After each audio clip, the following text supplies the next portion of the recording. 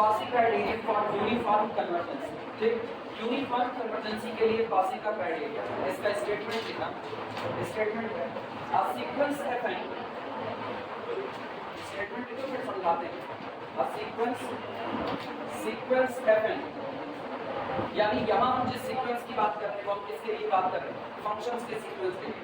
A sequence fn of functions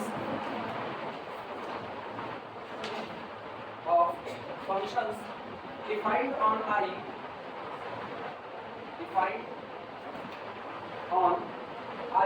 जो कि interval I पर डिफाइंड है, is uniformly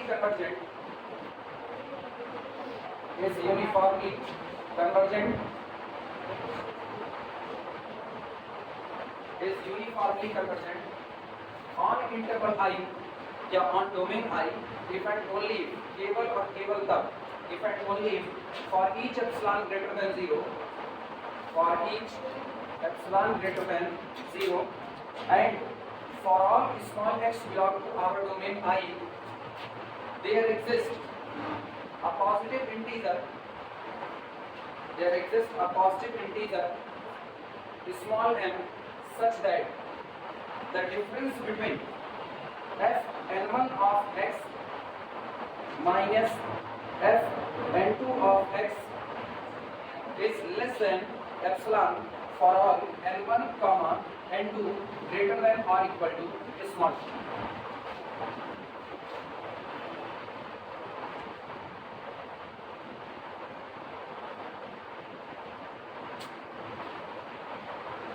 स्टेटमेंट लिखो, समझाते हैं। इसी को हम लोग ना n+p और n के टर्म में भी लिख सकते हैं, तो हम बाद में रिमार्क करके लिखा था। कुछ नहीं, टेंशन मत लो, क्या है आपको समझा रहे हैं।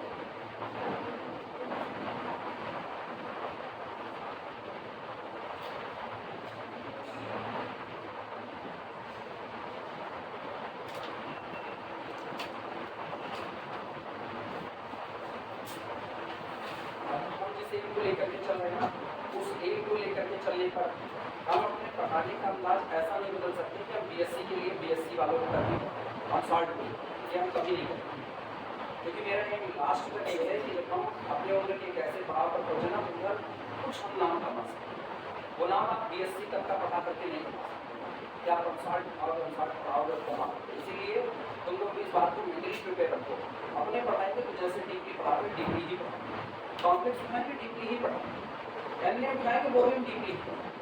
कुछ भी चीज़ हम हल्की फुल्की नहीं पढ़ाने वाले हैं, ये ऐसा हुआ, ये ऐसा ऐसा ऐसा पढ़ा। और तुमको भी चाहे आज सीखो चाहे कल सीखो, बात तो तुम्हारे ऊपर भी है। हाँ, टाइम खर्चा करना पड़ेगा, कोर्स तो बने ही नहीं है इसलिए कि वो खत्म हो सके। कॉलेज में बैठते हैं ना, कॉलेज तुम्हारे यहाँ तुमको गलत सिखाया जाता है, तो इस बात को जितनी जल्दी एक्सेप्ट करो उतना अच्छा है। तुम्हारे यहाँ एक स्लोगन लगाया जाता है कि 100% कोर्स करना, 100%। उधर बैठने पर पता चलता है ना, पूरी इस बात से करते हैं कि जितना बड़ा ये सेमेस्टर में कोर्स डाल रहे हैं, तुमको खुद अदम है, खुद तुमको कि तुम आओ मेरी जगह खड़े हो, जो सवाल किया जाएगा वो हम तुमको बताने के लिए तैयार है, तुम आओ और सेमेस्टर वालों को तुम पढ़ाओ, तुमको हर थ्योरी हम समझाएंगे लेकिन पढ़ाओ तुम, और टाइम तुमको 1 घंटे का दिया जाए, खुद सेमेस्टर का कोर्स नहीं खत्म कर सकते। तो बीएससी पार्ट 1 के सेमेस्टर में पूरा सीक्वेंस है जो तुमको पढ़ाए, इस सीक्वेंस में तुमको जितने रिजल्ट का प्रूफ नहीं करना है उनको सारा प्रूफ कराना है, पूरा सीक्वेंस है। तुम्हारे लिए मेरे ख्याल से सीक्वेंस का 19 लेक्चर पढ़ा है। जब हम प्रूफ नहीं लगाए हैं तब और एक्स्ट्रा क्लास लिए हैं तब, तो सोचो उनका पहले लेक्चर बन सकता है सीक्वेंस का। और आईआईटी जैम के सवाल तो हम खाली आखिरी दिन 1 घंटे लगाए, 3 सवाल या 4 सवाल ही लगाए, आखिरी एक, बाकी सब दिन बीएससी का पढ़ाएगा। 19 लेक्चर वो जोड़ दो, उसमें बढ़ेंगे पूरी सीरीज जो तुमको नहीं पढ़ाए हैं, सीरीज में तकरीबन 12-13 टेस्ट हैं, वो सारे इंक्लूडेड हैं, वो भी वहाँ पर मौजूद है। लिमिट, कंटिन्यूटी, डिफरेंशिएबिलिटी और single variable up two variable दोनों ही वो सब वहाँ पर पढ़ा हुआ है। मैक्सिमम इनका पढ़ा हुआ है। सक्सेसिव डिफरेंशिएशन वो भी मौजूद है। मैक्लॉरिन टेलर्स का एक्सपेंशन वो भी वहाँ पर मौजूद है। उसके बाद फिर चले आओ कर्वेचर, जो तुम लोग पढ़े, कर्वेचर टेंजेंट नॉर्मल पीछे का जितना है, कर्वेचर टेंजेंट नॉर्मल से लेकर के कर्वेचर तक का वो सारा पार्ट डिफरेंशियल पार्ट के लिए। इंटीग्रल पार्ट आओगे एरिया, सरफेस, वॉल्यूम, तुम्हारे में जो रीमान पढ़ाएंगे वही रीमान उनको पढ़ाना है। तुम तो बड़े हो, तुम तो रीमान समझ जाओगे, छोटे अभी इंटर पास करते हैं वो रीमान कैसे समझेंगे, हम तो यही सोचते हैं। पूरा उधर रीमान कर दिए हैं। बीटा गामा फंक्शन की इम्प्रॉपर इंटीग्रल तुमको पढ़ाएंगे, उनको पढ़ाएंगे इम्प्रॉपर इंटीग्रल, वो भी है। पूरी ग्रीन गॉस स्टोक्स थ्योरम, तीन की तीनों थ्योरम है, पूरा वेक्टर का डिफरेंशिएशन, वेक्टर का इंटीग्रेशन पूरा है, ठीक, ये सब है। उसके बाद फिर integral as the limit of the sum, वो भी वहीं पर मौजूद है। Differentiation under the sign of integration, वो भी वहां पर मौजूद है।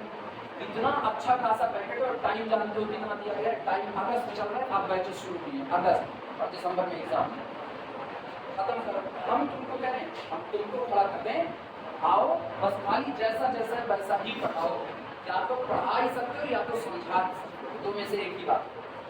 और समझाने खड़े होगे तो कोर्स नहीं होगा। लोग ये चाहते हैं कि अब खाली खड़े हो जाए कोर्स खत्म करने के लिए, और अगर लोग ये चाहते हैं तो बिल्कुल नहीं होगा। हम हमेशा खड़े होंगे, तो मेरे लिए सबसे पहले समझाना ही पड़ेगा हमेशा।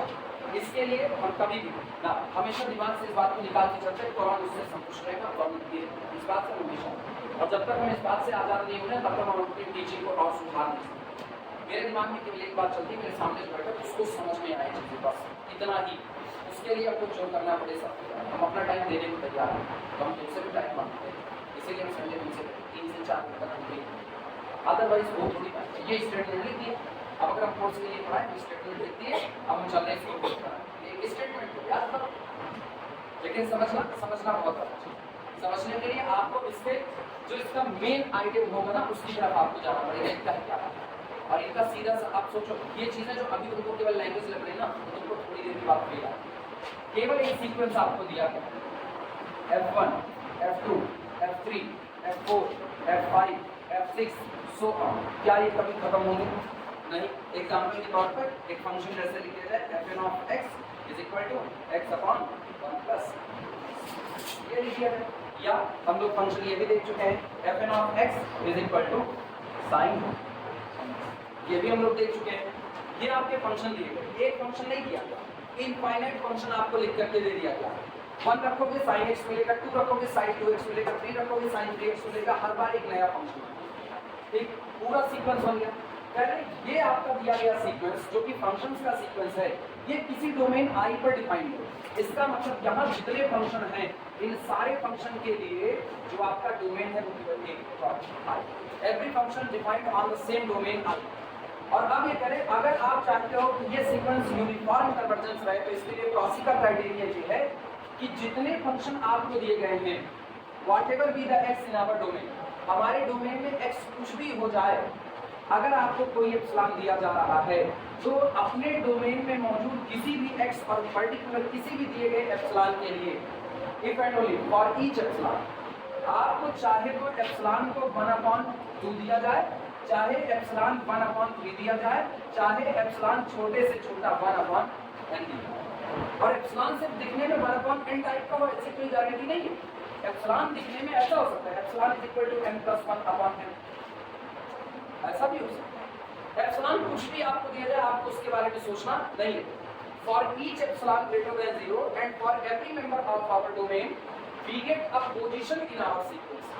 जैसे हम कहें we get a positive integer, हटाओ उसको, we get a position in our sequence, हम अपने ही सीक्वेंस में एक ऐसी पोजीशन पाएं कि उस पोजीशन के बाद आप कहीं भी खड़े होकर के दो फंक्शन को चुनो और डोमेन के हर पॉइंट पर जब आप इनका डिफरेंस निकालो तो आपके दिए गए एप्सिलॉन से भी कैसा होगा। यानी मान लो हमने एप्सिलॉन को सेट कर दिया 1/4, तो एप्सिलॉन 1/4 को सेट करने के बाद मान लो मुझको एक ऐसी पोजीशन मिलती है, वो छठी पोजीशन है।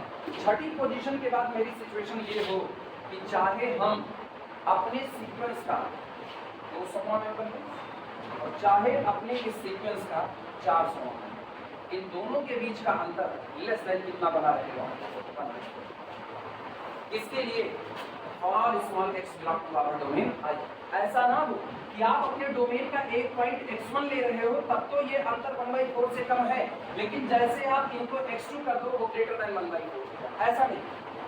अगर आपका सीक्वेंस यूनिफॉर्मली कन्वर्ज हो रहा है तो आपके सीक्वेंस के पास ऐसी सिचुएशन बनेगी, whatever be the epsilon, we get a position in our sequence, हमको हमारे ही सीक्वेंस में एक ऐसी पोजीशन मिलेगी after that the difference between any two member of our sequence at every point of our domain must be less than 1/4 या epsilon must be less than. ये दोनों कौन है?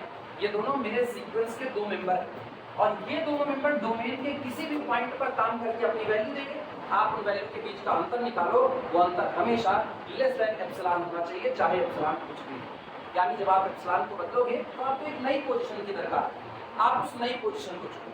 लेकिन अब पर भी क्या आप एक्स पर डिपेंड कर रहे हो? नहीं, आप तो व्हाटएवर बी दैट एक्स कुछ भी हो, लेकिन हम एक पोजीशन पा रहे हैं। अगर एक्स के बदलने से आपको ऐसी पोजीशन ना मिले, मींस आप ऐसा पाओ कि आपने एप्सिलॉन को 1/4 चुना। हम दिखाएंगे वो न्यूमेरिकल भी जिनमें यूनिफॉर्म कन्वर्जेंसी नहीं हो रही है। हमने एप्सिलॉन को 1/4 चुना और मुझको ये मिलता है कि कोई पोजीशन ही नहीं मिल रही है कि जिसके बाद हम गारंटी दे सके कि ये लोग लेस देन 1/4 होंगे, मतलब ये लोग होने को तैयार नहीं। कुछ पर हो रहे हैं, कुछ पर नहीं हो रहे, कुछ पर हो रहे हैं, कुछ पर नहीं हो रहे हैं, तो मुझको कोई पोजीशन ही नहीं मिल पा रही है। जब आपको कोई फिक्स पोजीशन नहीं मिल पाएगी तो आप कॉची का क्राइटेरिया फॉलो नहीं कर पाएंगे। आपको एक मेंबर मिल गया कौन? एप्सिलॉन 1/4। इस एप्सिलॉन के लिए ये कॉची का क्राइटेरिया पास नहीं कर रहा, इसका मतलब आपका सीक्वेंस अब यूनिफॉर्म कन्वर्जेंस नहीं हो सकता, क्योंकि कॉची क्राइटेरिया पास करने के लिए एप्सिलॉन कुछ भी हो, आपके इस दिए गए सीक्वेंस को कॉची का क्राइटेरिया हर एक एप्सिलॉन के लिए पास करना पड़ेगा। अगर वो नहीं करता है तो वो कुछ भी हो जाए, पॉइंट वाइज कन्वर्जेंस तो हो सकता है लेकिन वो यूनिफॉर्म कन्वर्जेंस नहीं हो सकता। और कंडीशन सोचो किसकी है? मतलब ऐसा होता है तो आप कॉची क्राइटेरिया फॉलो कर रहे हो, आप यूनिफॉर्म कन्वर्जेंस हो। और अगर कोई दिया गया फंक्शंस का सीक्वेंस यूनिफॉर्म कन्वर्जेंट है तो कॉची का क्राइटेरिया पूरा करेगा। अपने को दोनों बातें साबित करेंगे, एक बनेगा नेसेसरी पार्ट और दूसरा बनेगा सफिशिएंट पार्ट। क्लियर हुआ प्रश्न?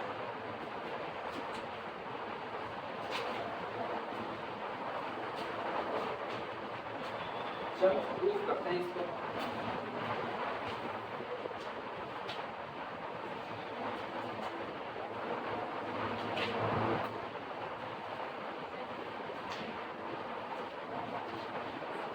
प्रूफ में सबसे पहले necessary part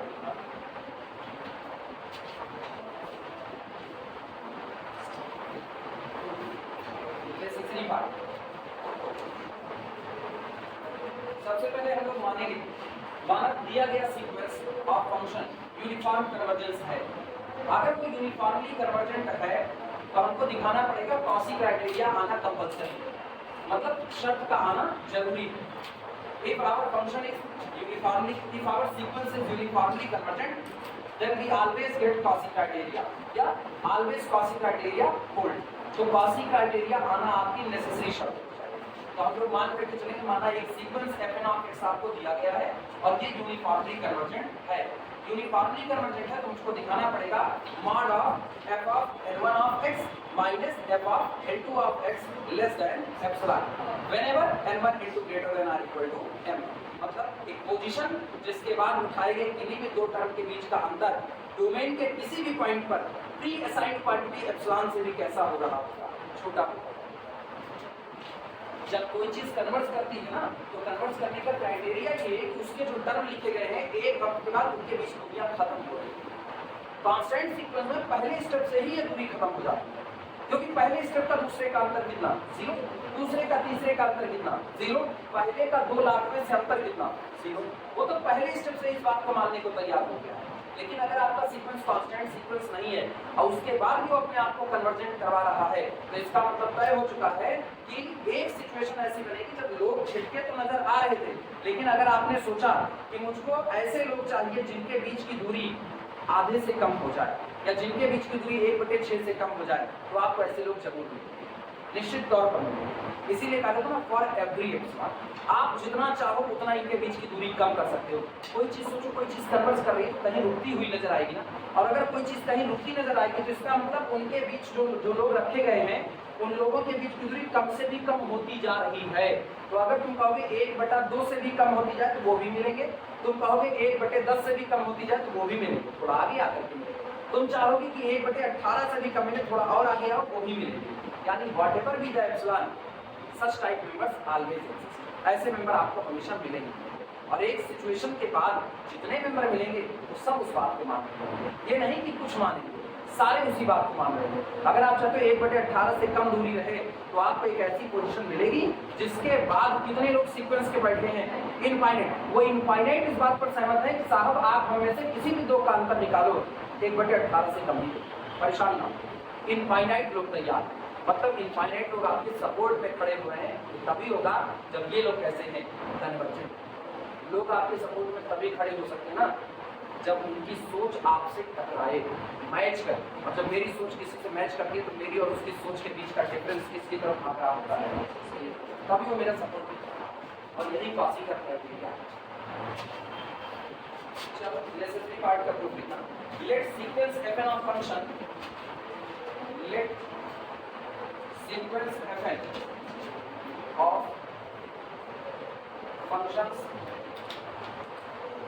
of functions defined on I, defined on domain I be uniformly convergent, on I। ये यूनिफॉर्मली I पर आकर के क्या कर रहा है, कन्वर्ज कर रहा है। ठीक। अच्छा, अगर कोई यूनिफॉर्मली कन्वर्ज करता है तो मेरे पास यूनिफॉर्मली कन्वर्जेंट की डेफिनेशन है। वो क्या कहती है, वो कहते हैं कि अगर कोई sequence of function uniformly converge कर रहा है तो इसका मतलब there exist a positive integer small m such that for all epsilon या फॉर एवरी एप्सिलॉन, दोनों एक ही बात है, फॉर एवरी ऐसे शॉर्ट में है, for every epsilon and for all small x belong to the domain I, the difference between fn of x minus limit function f of x is less than epsilon। और ये for all small n greater than or equal to m, और bracket में uniform कन्वर्जेंसी criteria याद करो, m depending only on epsilon not on x। Clear हुआ? ये बात बड़ी जरूरी है।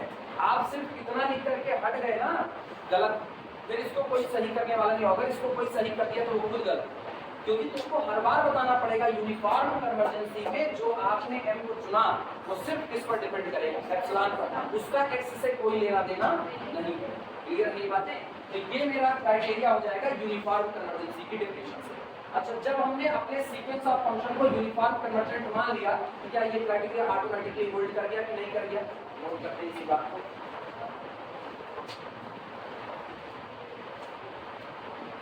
दैट इज अर्थात that is let sequence fn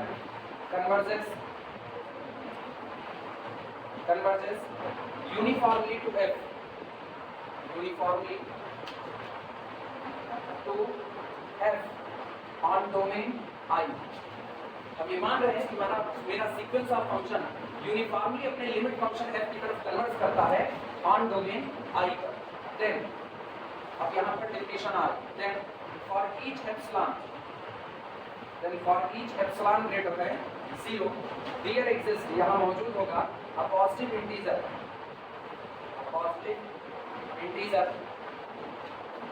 small m bracket में लिखना, depending on epsilon only, depending on epsilon only, such that, जो इस प्रकार होगा कि आप कह सकते हो difference between fn of x minus limit function f of x is less than epsilon for all n greater than or equal to m and for all small x belong to the domain I।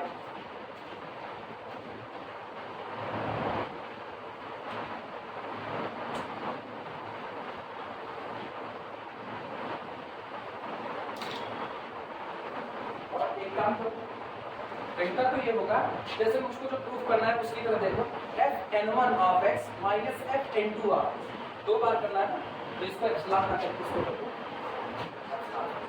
मेरा काम आसान हो जाएगा।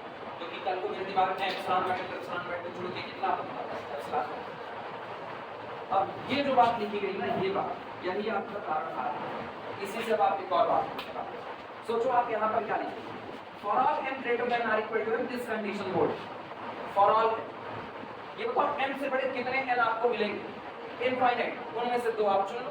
मान लिया n1, n2 both are greater than or equal to, दोनों m से बड़े हैं। ठीक, तो सोचो सबसे पहले हम बात लिखेंगे n1 के लिए, क्योंकि आप देखो ना for all n, her n के लिए ये बात सही। तो पहले के लिखोगे तो mod of f n1 of x minus limit function f of x less than epsilon by आया for all n1 greater than or equal to m।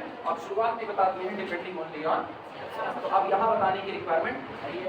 दूसरा होगा mod of f n2 of x minus f of x is less than epsilon by 2 for all L2 greater than R equal to, लिखना मतलब ये साफ साफ लिखना है, ये हुआ। अब क्राइटेरिया में ये दिखाना है इन दोनों के बीच का अंतर pre assigned small quantity epsilon से भी क्या हो जाए, छोटा हो जाए। तो ठीक है, डिफरेंस निकाल लेंगे mod of n1 of x minus f n2 of x, ये अंतर निकाल सकते हैं कि नहीं। अब आगे हमको करना क्या है, इसमें plus f of x minus f of x और इनइक्वालिटी अप्लाई करेंगे mod of z1 plus z2 less than or equal to mod of z1 plus mod of z2, और मेरा क्राइटेरिया पास है। इसका मतलब कंडीशन मिल गई, क्या मान करके चले, यूनिफॉर्म कन्वर्जेंट, और कंडीशन आ गई। तो जब जब आप यूनिफॉर्म कन्वर्जेंट मानोगे ये कंडीशन आपसे कर रहा है कि दिस कंडीशन इज नेसेसरी। शर्त को क्लियर हुआ, कोई मुश्किल काम नहीं है।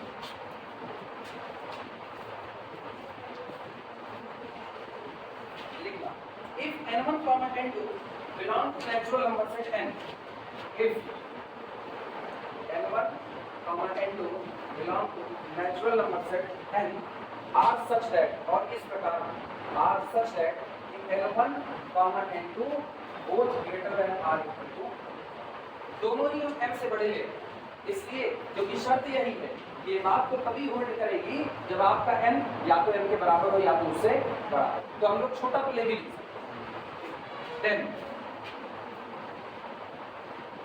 इसी क्राइटेरिया का इस्तेमाल करो। इससे हम लोग लिख सकते हैं mod of f n1 of x minus f of x is less than epsilon by 2 for all x belong to the I।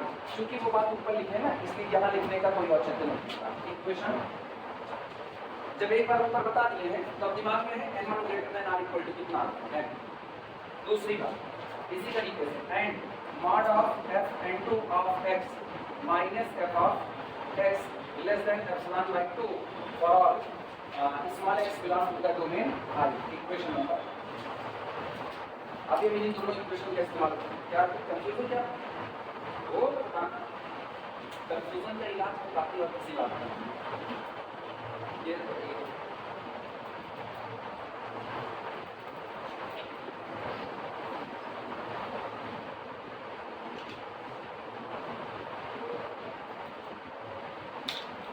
चलो अब क्राइटेरिया के लिए f of n1 sorry f n1 minus f n2 लिखा दिए।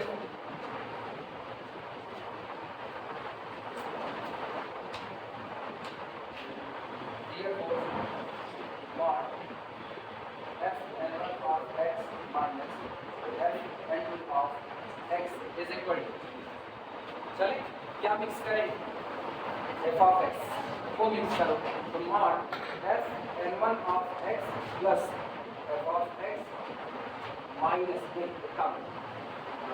Minus plus f of x minus f n2 of लिखा जा सकता है।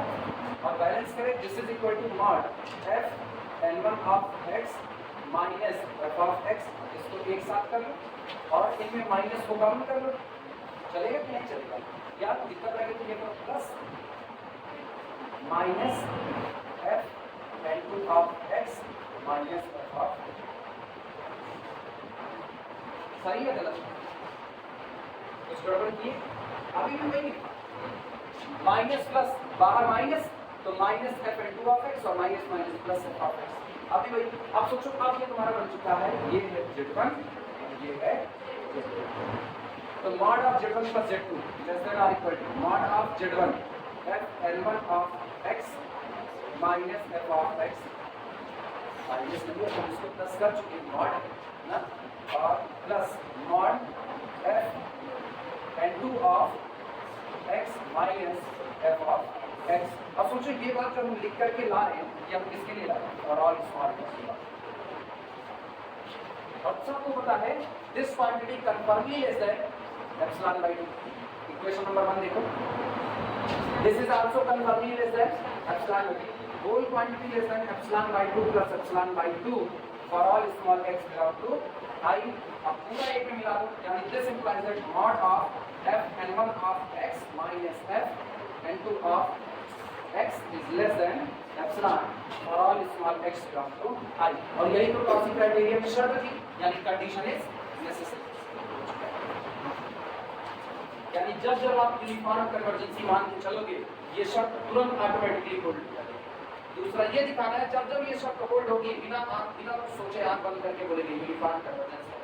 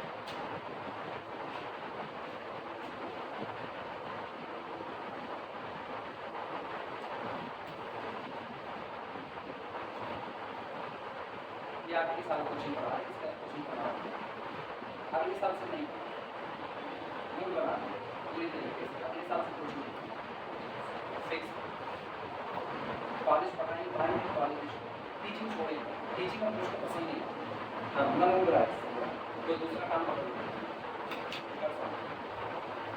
कोई दूसरा काम मेरे ठेकेदारी बहुत दिन से पढ़ा कोई करेंगे लेकिन टीचिंग में मजा नहीं। लड़के नहीं ना लड़के नहीं मतलब पैसे वाले नहीं, पढ़ने वाले अभी पढ़ने वाले भी बहुत कम है। हाँ हम अपने यहाँ कंडीशन देखते हैं ये मतलब कंडीशन 9 लड़कों की क्लास चल रही है 5 साल के लिए मतलब कंडीशन में 9 लड़के हो गए, 5 साल छोड़े तो 9 लड़कों मतलब लड़के पढ़ने ही नहीं आना चाहते, कॉलेज की पढ़ने आना चाहते हैं। ऐसा नहीं कि कॉलेज में सारी क्लासेस खराब चल रही, इतना भी कोई कॉलेज खराब नहीं हो सकता कि हर क्लास में। केमिस्ट्री में आशीष द्विवेदी पढ़ाते हैं, हमारे बहुत अच्छा पढ़ाते हैं आशीष द्विवेदी। केमिस्ट्री में विजय पांडे पढ़ाते हैं, आप हम कार्य में अब गए हैं, इसके पहले वो पढ़ा रहे थे, हम 5 साल छोटे को पढ़ा रहे थे। उसके बाद मैथ में जेएन सर चलो प्रिंसिपल हो गए, थोड़ी क्लास कम कर पा रहे हैं, लेकिन मैथ में जेएन सर है कोई ये नहीं कह सकता कि जेएन सर खराब पढ़ाते हैं, हम पढ़ेंगे इसलिए हम जानते।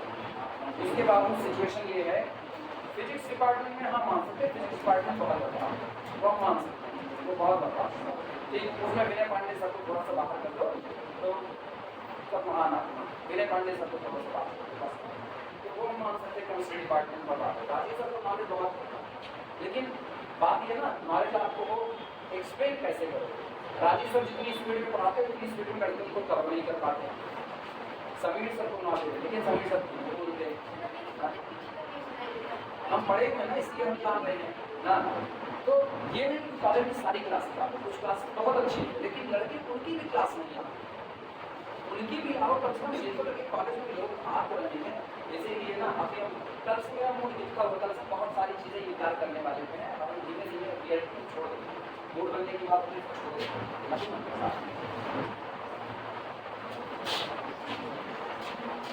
और इस सबका एक रास्ता है मेरे पास ना, हम ऑपरेशन करवाएंगे वो हम नहीं करवाएंगे ना, वो हम करवाएंगे तो फिर हम इसी में फंसे रह जाएंगे। ऑपरेशन करवाने का मतलब अपने एग्जाम से दूर हो जाएंगे, फिर वापस लौटेंगे, चूंकि पैसा अपने पास रखा पैसा खर्चा कर चुके होंगे तो फिर पैसा इकट्ठा करेंगे क्योंकि घर की मजबूती बड़ी जरूरी है। अब घर को तकलीफ में नहीं डाल सकते हैं अपने ऊपर के लेकर के।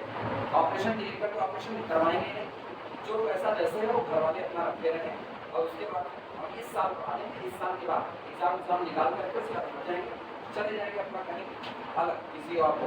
सुल्तान को छोड़ मूड बनाएंगे, सुल्तान को इतना रियलिटी में ये मैं सोचना तुम लोगों को सुना है, लेकिन सुल्तानपुर में 95% स्टूडेंट की भीड़ ऐसी हो चुकी है जो पढ़ना है। अब 95% ऐसा हो चुका है, दौर बहुत बदल चुका है। और कहते हैं ना जब दौर बदल जाए तो आप अपने आप को तो अब भी जान लेना टीचिंग में मेरा कुछ करता नहीं, टीचिंग में करियर बनाना बेकार छोड़े नहीं।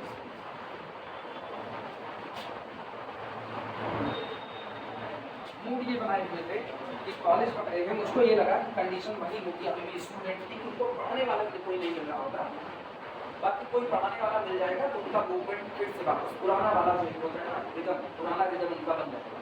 लेकिन अभी देख रहे कंडीशन है नहीं, सोचे ये थे कि IIT जैन पढ़ाना चाहते, सोचे ही, लेकिन अभी ना जो कंडीशन है IIT जैन में पढ़ाओगे तो मिलेंगे लड़के भाई जो 4 दिन छुट्टी वाला है, और हमको इसी एक बात से इसीलिए हम टीचिंग को पूरे सफिशिएंट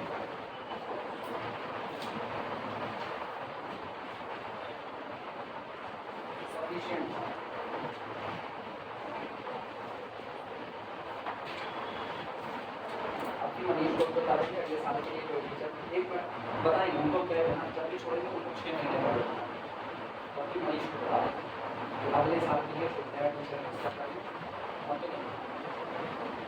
सफिशिएंट में चलो कंडीशन माना वो कंडीशन होल्ड हो रही है, और उसके बाद हम लोग दिखाएंगे अगर वो कंडीशन होल्ड होती है तो आप इत्मीनान से कह सकते हो कि आपका फंक्शन यूनिफॉर्म कन्वर्जेंस है। मींस उस कंडीशन के होल्ड होने से डिफिनेशन को होल्ड करा जो आपकी यूनिफॉर्म कन्वर्जेंसी की डिफिनेशन है। अगर जो आपको रिस्ट्रिक्शंस दिया गया है कि the difference between n1 of x minus f n2 of x less than epsilon, इसके होल्ड होने से आप ये दिखा दो कि आपकी डिफिनेशन होल्ड हो जाएगी। और अगर यूनिफॉर्म कन्वर्जेंसी की डिफिनेशन होल्ड हो गई तो आपका फंक्शन ऑलरेडी क्या हो चुका है, क्लियर है ये बात? चलिए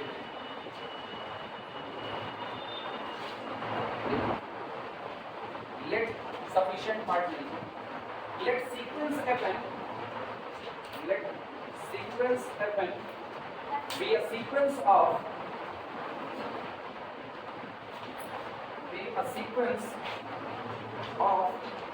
functions defined on I such that, और इस तरह से है for each epsilon greater than 0 there exists a positive integer, yani there exists a position in our sequence, there exists a positive integer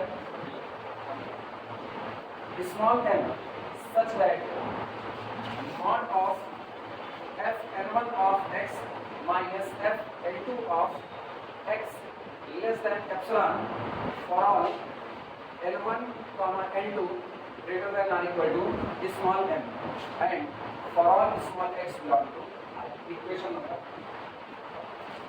1 बहुत चले एक तो शुरुआत में 2 मान चुके हैं ना 1 और 2 इसी प्रूफ में ना इसको 3 मान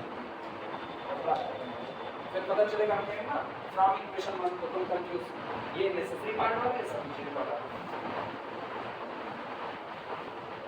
ये हम मान करके चल रहे हैं माना ये कंडीशन होल्ड होती है। अब हम ये दिखाएंगे इसी एक कंडीशन के होल्ड होने से हम गारंटी दे सकते हैं कि हम यूनिफॉर्म कन्वर्जेंस सीक्वेंस पाएंगे, तो इसका मतलब ये कंडीशन सफिशिएंट है, पर्याप्त हो जाएगी, आपको किसी और रिस्ट्रिक्शंस की कोई जरूरत नहीं लिखा। फ्रॉम इक्वेशन 3 इसी इक्वेशन 3 को आधार बनाते हैं। From equation 3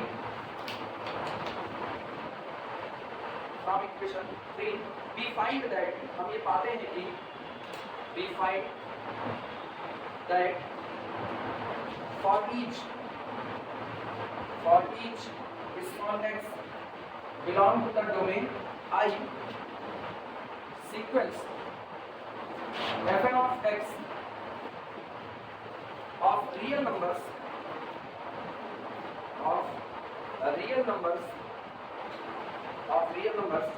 is a Cauchy sequence, समझना इस बात को। अब Cauchy सीक्वेंस देखते हैं क्या। Cauchy ने कहा था कि अगर आपको नंबर का सीक्वेंस दिया गया, जिसका नंबर का सीक्वेंस, मान लो हम नंबर ले रहे हैं x1, x2, x3, x4 और ये लोग कन्वर्ट करते हैं किसी लिमिट किस पर l, तो ऑब्वियस बात है अगर ये सीक्वेंस l पर कन्वर्ट करता है एक वक्त के बाद एल के नेबरहुड में ऐसी सिचुएशन बन जाएगी कि इनके टर्म के बीच का अंतर इतना कम होने लगेगा कि आप अगर कोई भी प्री असाइन्ड क्वांटिटी एप्सिलॉन आपको दे दी जाए, आप उससे भी छोटा तैयार कर सकते हो।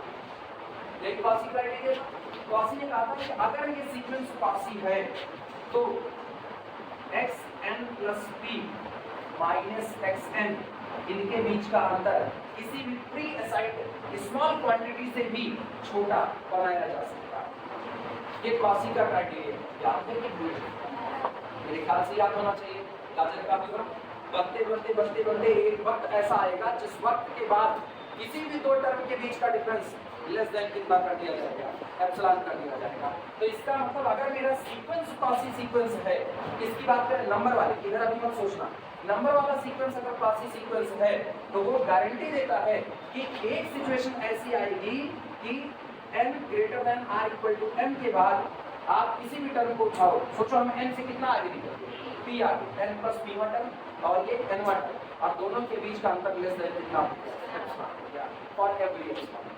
आया, अब वापस लौटो, ये बताओ जब तक आप लिखते हो केवल और केवल fn1 तब तक तो ये फंक्शन है, जब तक आप लिखते हो fn2 तब तक ये फंक्शन है, लेकिन जैसे आप इसको डोमेन का पॉइंट x थमा देते हो ये नंबर बन जाता है। आया ना, फंक्शन किसी पर ऑपरेट करेगा तो एक आउटपुट देगा, और वो आउटपुट कौन बनेगा, नंबर बनेगा, क्योंकि हम जानते हैं कि मेरा सारा का सारा फंक्शन fn डिफाइंड है डोमेन i से रियल नंबर के सेट इसमें r में। तो जब इसको डोमेन i का पॉइंट x मिलेगा तो जो आपका fn ऑफ x होगा वो कोई ना कोई रियल नंबर रहा होगा। आया ना, और अब सोचो यहाँ हमने x को दिया कि नहीं दिया, तो इसका मतलब ये एक रियल नंबर है, ये एक रियल नंबर, और मुझको ये मिलता है the difference between two real number जो कि सीक्वेंस मैपिंग के अंतर्गत आ रहे हैं, उनके बीच का अंतर ये सही कितना हो रहा है epsilon whenever n1 n2 greater than r equal to. ये जब नंबर के बीच का अंतर आप प्री असाइन्ड क्वांटिटी से भी छोटा करने लगते हो तो अब ये लोग क्या कॉची सीक्वेंस बन गए कि नहीं बन गए, तो यानी ये गारंटी है। तीसरा इक्वेशन जो आपने लिखा सीक्वेंस ऑफ फंक्शन के लिए वो गारंटी देता है कि अगर आप इसको be find for each x, हर x के लिए आप जो भी ये सीक्वेंस पाओगे वो आपका कैसा सीक्वेंस बनेगा, कॉची। हमने x1 दिया तो मेरा पहला सीक्वेंस बनेगा सीक्वेंस fn ऑफ x1, और उसमें ये क्राइटेरिया पुट कर रहा हूं, तो इसका मतलब ये सीक्वेंस कन्वर्जेंट हुआ, कन्वर्जेंट है तो कौन सा सीक्वेंस कॉची हुआ।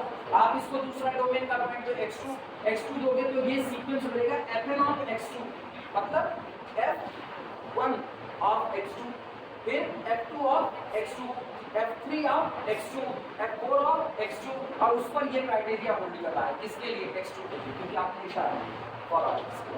तो फिर आपका वो नंबर का सीक्वेंस क्या बन चुका है, कन्वर्जेंट, और कन्वर्जेंट है तो कैसा, Cauchy. Whatever be the point in our domain this sequence always be a Cauchy sequence. सही या गलत, ये बात कितने लोगों को नहीं एक्सेप्ट होगी, बोलो समझ आया, मानसी होना समझ आया, पीछे वीरेंद्र समझ आया, बड़े ईमानदारी से बोलो यार, पूछ रहे समझ आया। इतनी बार ना पूछे उन्होंने गरीब भाई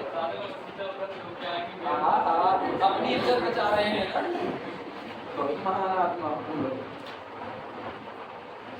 हमको बस इसी एक बात का तात्पर्य होता है। एक बात तुम लोगों को हम कुरेद करके पूछ रहे हैं, किसी को समझ में आया तो नहीं है, तब तुम लोग नहीं बोल पा रहे हो, या तुम लोग अगर किसी और से पढ़ोगे तो तुम्हारी क्या सिचुएशन है। सोचने की बात यह है कि हम अपने आप को ना महान नहीं दिखा रहे, हम तुमको दिखा रहे हैं, तुम्हारी औकात दिखा रहे हैं। तो तुम ये ना सोचो हम अपने आप को महान दिखा रहे हैं, हम तुमको दिखा रहे हैं, तुम आज तक बोलना नहीं सीख पाएंगे। जबकि यही एक सिचुएशन नहीं होनी चाहिए जहां आप बैठे हो ना इस एक जगह पर, चाहे यहाँ कोचिंग में हो चाहे आप क्लास में हो, आपको मेंटली इस बात को तैयार रखना पड़ेगा अपने आप को। हम यहाँ सीखने बैठे हैं और सीखने बैठे हो, कुछ पे नहीं कर रहे हो तो क्या सीखोगे। जानते हो तुम्हारी किसी कमजोरी का लूटपाट होता है, कोचिंग का मार्केट डेवलप ही इसी बात पर होता है, लड़कों की किसी कमजोरी के ऊपर। बैच पर बैच इसलिए बनती है, शिक्षा क्लासेस में नहीं था, इवनिंग की बैच फर्स्ट हुई नहीं आई हाँ है ना, चलने ही नहीं देते इवनिंग की बैच, जानते हो एक इंटीग्रेशन से नहीं चलते। पता है ना, इवनिंग की बैच चलाएंगे तो फिर वही होगा। संडे की एक्स्ट्रा क्लास में किसको कराएंगे, तुमको या उनको? 2 बैच थर्ड ईयर चला दें तो 4 घंटे की थर्ड ईयर की एक्स्ट्रा क्लास ले रहे हैं, 2 घंटे की रह जाएगी। अब 2 घंटे की रह जाएगी तो वहाँ हम समझाना कम कर देंगे। कोई बोलेगा नहीं, तुमको भूल के बता रहे हैं, जानबूझ करके इंजेक्शन पाल करके रखते हैं इवनिंग की बैच चलने में। सब जानते हैं इस बात को कि जब तक हम लोग इवनिंग की बैच नहीं सीखते, हम रिकॉर्डिंग में बोल रहे हैं यार, कोई छिपी बात थोड़ी है, सारे लोग जानते हैं इस बात। क्यों? इसलिए ना, सामने जो बैठा है वो टाइम पाए तब तो उससे पूछेगा, टाइम ये नहीं देंगे। आए ऐसा लग रहा है कोई बस रॉकेट की तरह हमको लॉन्च कर दिया, इधर बातचीत भाग गए, और इतना पूरे के पूछने के बाद ये दशा है कि मुंह से आवाज नहीं आ रही है, तो नहीं पूछेंगे तब तो वैसे भी, तब तो हम कहेंगे ना ओवर द पीरियड समझ जाओ, फिर तो मेरे पास बहाना है ओवर द पीरियड। अब तक तो नहीं पूछते। सुनो इधर वापस ध्यान से समझना, सीक्वेंस fn ऑफ x, अब इसको हटा, किसका सीक्वेंस है? फंक्शंस का सीक्वेंस है। इसको अगर हम लिखें तो ये होगा f1 f2 f3 f4 f5 सो, ठीक है। और सारे फंक्शन केवल एक डोमेन इसमें डिफाइंड है i पर। हम यहाँ से x को लेंगे, उठाओ इससे एक x1 को उठाओ, कितना पॉइंट उठा रहे हो? 1 पॉइंट। जब 1 पॉइंट, आज ये लोग मशीनरी है, ये मशीनरी है जिस पर कच्चा माल देते हो, कौन सा? x1 नाम का कच्चा माल। और जैसे x1 का कच्चा माल दोगे, पहला आपको मिलेगा f1 ऑफ x1, नंबर होगा या कुछ और होगा? नंबर होगा, ठीक। फिर अगला कौन होगा? f2 ऑफ x1, फिर कौन होगा? f3 ऑफ x1, सो होगा या नहीं होगा? अब सोचो ये किसका सीक्वेंस है, फंक्शन का या नंबर का? नंबर का।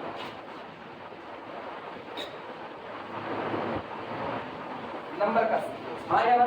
लेकिन इस सीक्वेंस के लिए आप एक बात मान चुके हो, क्या माने हुए सीक्वेंस? इसके लिए आपने कहा whatever be the x, the difference between fn1 of x minus fn2 of x conformally less than pre assigned small quantity epsilon, कब? For all n1, n2 greater than r equal to. आप एक बात ये कह चुके हो, तो इसका मतलब आपने ये कहा कि डोमेन का कोई भी पॉइंट उठाएंगे, कोई भी पॉइंट उठाएंगे, मुझको एक पोजीशन मिलेगी, जो पोजीशन के बाद आप कोई भी 2 टर्म उठाओगे उसके बीच का अंतर लेस देन कितना होगा? एप्सिलॉन। अब सोचो, जब आप इसको, इस क्राइटेरिया को किसके लिए लगाएंगे? इनके लिए। तो जब आप इनको x1 दिए और आपको एक फंक्शन बना, तो ये इसी से तो बना। जिस क्राइटेरिया को आपने इसके लिए लगाया है वो क्राइटेरिया ऑटोमेटिकली इसको मिल गया कि नहीं मिल गया? बाप की सल्तनत बेटे को ऑटोमेटिकली मिलता है, हाँ या ना? पुश्तैनी बाप जो बनाता है वो बेटे को दे ना दे वो चलेगा, लेकिन दादा जो बनाए हैं वो पुश्तैनी संपत्ति है, वो जाएगी जाएगी। इस बात को जानते कि नहीं जानते? बाप का अधिकार केवल अपनी बनाई हुई संपत्ति पर होता। तो इसका मतलब यहाँ ये जो सीक्वेंस बना ना, नहीं जानते इस बात को? नहीं जानते? तब यार बता करके गलती की तुम लोगों को, तब तुम लोग दुष्ट ना करो, ऐसा कभी ना करना। ये आपका एक सीक्वेंस आया, इस सीक्वेंस के ऊपर आपने एक क्राइटेरिया ऑलरेडी लगा करके रखा है कि जब कभी आप इसको डोमेन का कोई भी पॉइंट दोगे, एक पोजीशन आपको हर बार ऐसी मिलेगी जिसके बाद किसी भी 2 लोगों को उठाओगे, उनके बीच का अंतर लेस देन कितना हो जाएगा? एप्सिलॉन। तो सोचो, जैसे आपने इसको x1 दिया, ये अपना क्राइटेरिया तो छोड़ा नहीं था, तो आपको जो नया सीक्वेंस मिला वो बना तो इसी से है, तो ये वाला क्राइटेरिया इस पर भी होल्ड कर जाएगा कि नहीं? यानी आपको ये मिल चुका है, आपने इसको क्या देकर बनाया? x1 लेस देन, सही है गलत? और ये वाला क्राइटेरिया अब किस पर लग रहा है? नंबर के सीक्वेंस पर। लेकिन मुझको पता है ये क्राइटेरिया तो कॉची क्राइटेरिया, तो इसका मतलब एक कॉची क्राइटेरिया इस सीक्वेंस पर लागू हो गया। और जैसे कॉची क्राइटेरिया इस पर लागू हुआ, जहां कॉची क्राइटेरिया लागू होता है वो सीक्वेंस आपका क्या होता है? हाँ या ना? समझ में आया? अब इसको डोमेन का दूसरा पॉइंट नया बन गया कि नहीं? पुराना सीक्वेंस नहीं, नया सीक्वेंस आया, तो सोचो फिर क्राइटेरिया लेकर दिया, इसका मतलब डोमेन का पॉइंट होता, लेकिन कॉची क्राइटेरिया आज भी होल्ड किया, तो ये कन्वर्जेंट रहा। और हर कन्वर्जेंट सीक्वेंस क्या होता है? Cauchy sequence. तीसरा पॉइंट तो फिर वही होगा, क्यों? क्योंकि हम यहाँ ऊपर लिख चुके हैं for all x belong to the domain. यानी आपको ये तीसरा इक्वेशन कहता है कि आपको डोमेन के चुने गए किसी भी पॉइंट के लिए जो भी सीक्वेंस मिलेगा वो कंफर्मली कैसा सीक्वेंस होगा? Cauchy sequence. इसी को लिखा है from equation 3 we find that for each x belong to our domain the sequence fn of x of the real number must be a Cauchy sequence. अभी समझ में आया?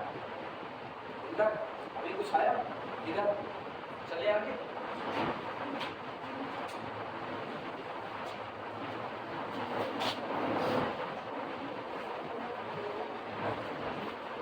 मस्ट बी प्रोसेसिंग, ठीक है।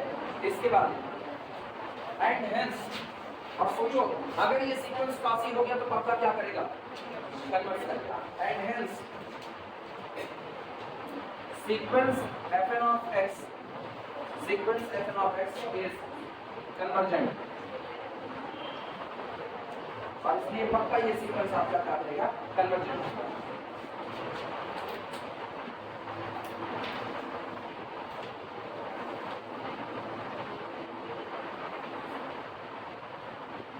लेकिन फिर सोचना, आप इसको कन्वर्जेंट कह ले गए, लेकिन किसके लिए कहे आप, डोमेन के पॉइंट को देख करके कहना। और याद करो जब जब डोमेन के पॉइंट को देख करके कन्वर्जेंसी की बात करेंगे वो बात पॉइंट वाइज कन्वर्जेंसी होगी। अभी हमने यूनिफॉर्म कन्वर्जेंसी मानी नहीं है, क्योंकि यूनिफॉर्म कन्वर्जेंसी आने के लिए पॉइंट वाइज का आना जरूरी है।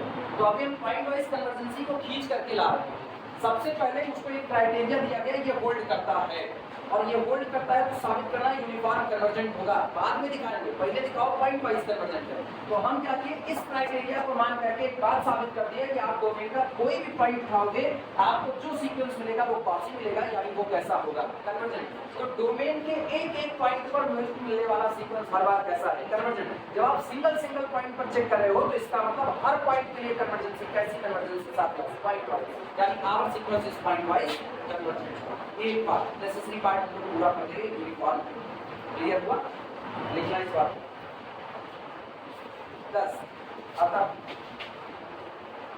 10 sequence fn is point wise convergent,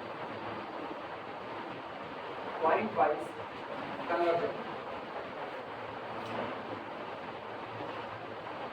इसलिए सीक्वेंस fn आपका कैसा होगा, पॉइंट वाइज कन्वर्जेंट। और अगर ये पॉइंट वाइज कन्वर्जेंट है तो इसका कोई ना कोई लिमिट फंक्शन तो होगा। चलो मान लेते हैं वो लिमिट फंक्शन कौन हो गया, स्मॉल f हो गया। लिखना let sequence fn, let sequence fn converges point wise, converges point wise, sequence fn converges point wise to the function small f on domain I। हम मान लेते हैं, माना मेरा सीक्वेंस पॉइंट वाइज कन्वर्ज करता है किसी लिमिट फंक्शन f पर ऑन डोमेन I।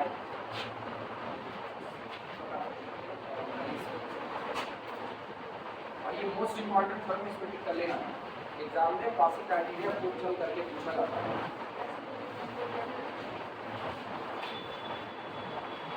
ये बताना अगर ये सीक्वेंस पॉइंट वाइज कन्वर्जेंट है तो इसका मतलब लिमिट फंक्शन f होने पर हम ये बात लिख सकते हैं, then limit as n approaches to the infinity fn of x is equal to f of x। सही है गलत, for all small x grammar का लाइन याद है वहीं का,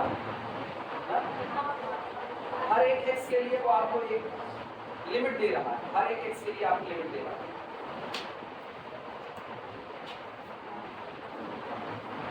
अब एक काम करो, जो आपका इक्वेशन नंबर 3 है, इक्वेशन नंबर 3 में आप n2 को फिक्स रखो, वो मत बदलो, और यहाँ पर n की जगह पर n1 रख दो।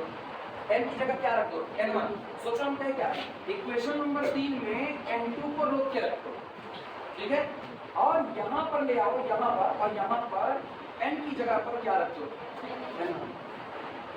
तो यहाँ पर क्या मिलेगा, limit n approaches to infinity f of n1 of x is equal to f of, मिलेगा कि नहीं, इसी बात को रीजन जानते हैं। क्राइटेरिया में criteria f of n1 minus f of n2 था, लेकिन थ्योरम क्या कहती है, थ्योरम कहते हैं यूनिफॉर्म कन्वर्जेंसी की डेफिनेशन में fn of x minus f of x एक ही चाहिए, दूसरा आपका कौन बनेगा, लिमिट फंक्शन बनेगा। इनमें से एक को फिक्स करके दूसरे को गायब करना। लिखना putting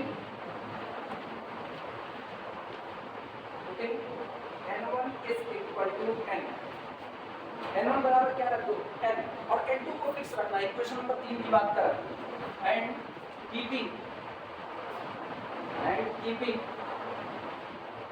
n2 fixed, keeping n2 fixed, comma from equation 3,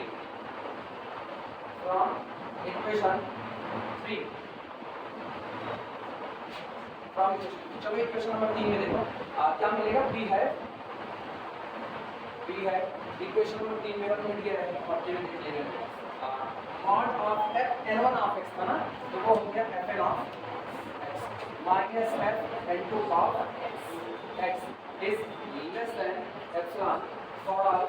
ये बताओ, सोच करके जवाब देना, तुमने n1 की जगह पर क्या रख दिया n, तो यहाँ लिखा रहेगा for all n comma n2, ये तो करना है, लिखा जाएगा कि नहीं, and for all small x belong to the domain, लिख सकते हैं।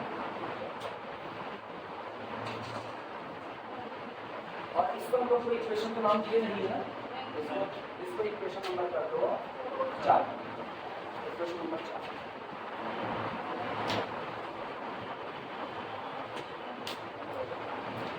अब दिमाग से खेलना, अब इसको गायब करना है, इसको f ऑफ x बना, इधर ध्यान दो, fn ऑफ x आ गया, इसको f ऑफ x और बना दो, बस दोनों के बीच का अंतर लेस देन एप्सिलॉन करके आप इक्वेशन पास कर लेंगे। लेकिन कैसे बनेगा, ये ऐसे बनेगा, आपने यहाँ पर क्या लिखा n2 ग्रेटर देन और इक्वल टू m, बस इतना ही तो कहा, ग्रेटर देन और इक्वल टू, तो बड़े से बड़ा ये तो कहा नहीं है कि बड़े से बड़ा बस कुछ है बड़ा, तो हम कह दें make n2 approaches to the, n2 को कहाँ पहुंचा दो इंफिनिटी, क्योंकि आप कोई भी टर्म ले सकते हो। क्राइटेरिया ये नहीं कहता है कि 100वें का 200वें से अंतर निकालो, नहीं, 100वें का 1 लाखवें से अंतर निकालो, चाहे 2 लाखवें से, तो दूसरा वाला टर्म कहीं भी आपका जा सकता है। हम उसको अप्रोच करा दिए कहाँ, बहुत दूर अप्रोच करा दिए, और सोचो वो आपको यहाँ से क्या देगा, जब आप n2 का इंफिनिटी, ये किसके लिए लिखा गया, और एवरी n कोई भी आप ले सकते हो, अब जरा यहाँ पर रखो तो क्या मिलेगा, limit n2 approaches to the infinity f n2 of x is equal to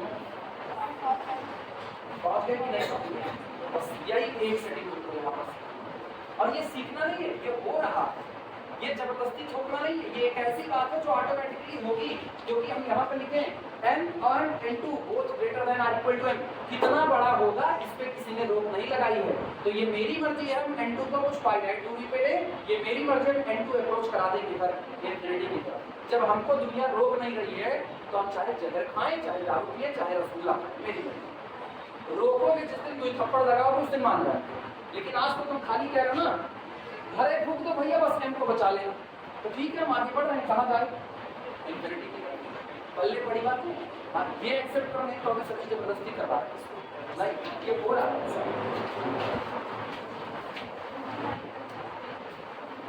इसी को लॉजिक बोलते हैं।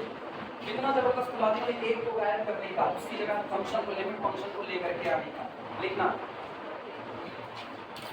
also from equation 4, also from equation 4, और पता है इसको समझे रहोगे तब तुम इसको आज भर जा करके इत्मीनान से शाम तक इसको पढ़ लेना, इसके सारे लॉजिक समझे रहोगे ना तो तुमको रटने जैसा नहीं लगेगा, और एक को लॉजिक भूले तो तुमको लगेगा यार n2 को इंफिनिटी करवाना था कि n1 को, मेरी मर्जी, हम चाहे n1 को इंफिनिटी करवाएं, n2 को n फिक्स करेंगे, मॉड के अंदर में नेगेटिव पलट दो, क्या फर्क पड़ता है।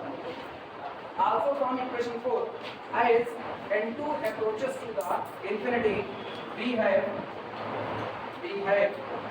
f n2 of x approaches to the f of x, आया ना, that is तुमको दिक्कत लगे तुम ऐसे लिख, that is limit n2 approaches to the infinity, f n2 of x is equal to f of x, तुम ऐसा भी लिख सकते हो।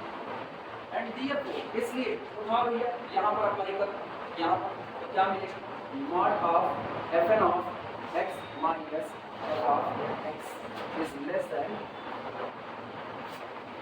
आया ना। और अब ना ये टू लिखने की तुमको कोई जरूरत नहीं है, कब for all n greater than और equal to n for all, इसकी डेफिनेशन है यूनिफॉर्म कन्वर्जेंसी की अप्लाई हो गया मेरा question uniform convergency sequence this implies that sequence fn is uniformly convergent sequence fn is uniformly convergent कहाँ convert करेगा limit function on the domain आई इसी पर इसको देना 10:04 16 अगस्त आज टाइम टेबल सबमिट हो जाएगा आज पता चल रहा है इसको क्या इसी पर इसको